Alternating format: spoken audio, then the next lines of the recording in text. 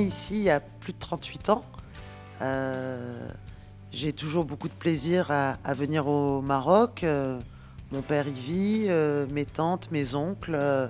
Donc pour moi, c'est ma famille, c'est un moment extrêmement important. Et puis, il y a des relations entre la France et le Maroc qui sont historiques, culturelles et humaines.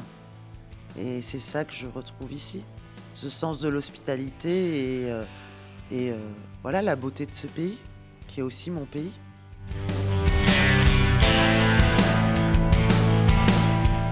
Cette déclaration est importante parce que ça redonne un élan à notre coopération en matière de travail et en matière d'emploi.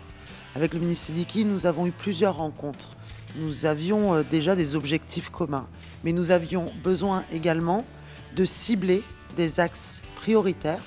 Ces axes, c'est la démocratie sociale dans l'entreprise, c'est bien sûr la question des conditions de travail, de la santé, la sécurité des travailleurs dans des domaines spécifiques comme le bâtiment, et c'est aussi la question de la formation, du développement de la formation, notamment pour les jeunes, mais c'est aussi quels échanges nous pouvons faire entre l'ANAPEC et Pôle emploi pour améliorer le suivi et accélérer le retour à l'emploi.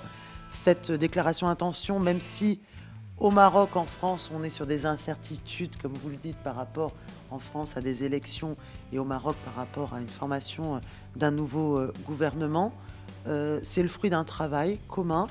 Et pour nous, il est essentiel, la continuité de l'État, la continuité de nos actions, de notre coopération, elle est aussi de donner un signal et de continuer à coopérer, que nos équipes coopèrent de façon extrêmement rapprochée.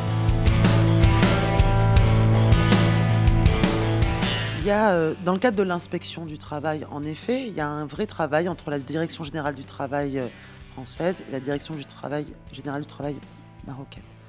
On travaille sur quoi ? On travaille sur santé, sécurité au travail, négociation. Santé, sécurité au travail, c'est voilà, les conditions de travail, la dignité des travailleurs, comment on fait de la prévention, comment on évite des accidents du travail, notamment dans le domaine du bâtiment, dans le domaine de l'agriculture. Et puis il y a tout le volet emploi. Sur le volet emploi, c'est la coopération entre l'ANAPEC et Pôle emploi, c'est la coopération autour des questions de formation que nous développons. Et c'est ça qui est vraiment aussi central, c'est-à-dire que nous partageons à la fois nos expertises, mais nous essayons d'aider sur l'implantation d'instituts de formation selon des secteurs économiques porteurs.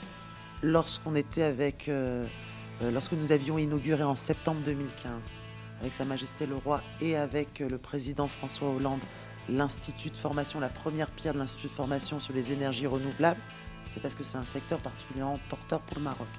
Donc identifier des secteurs porteurs, développer de la formation pour derrière. En gros, ce qui nous rassemble, c'est cette volonté d'avoir de la performance économique et de la performance sociale dans un même mouvement. Voilà ce que porte cette convention.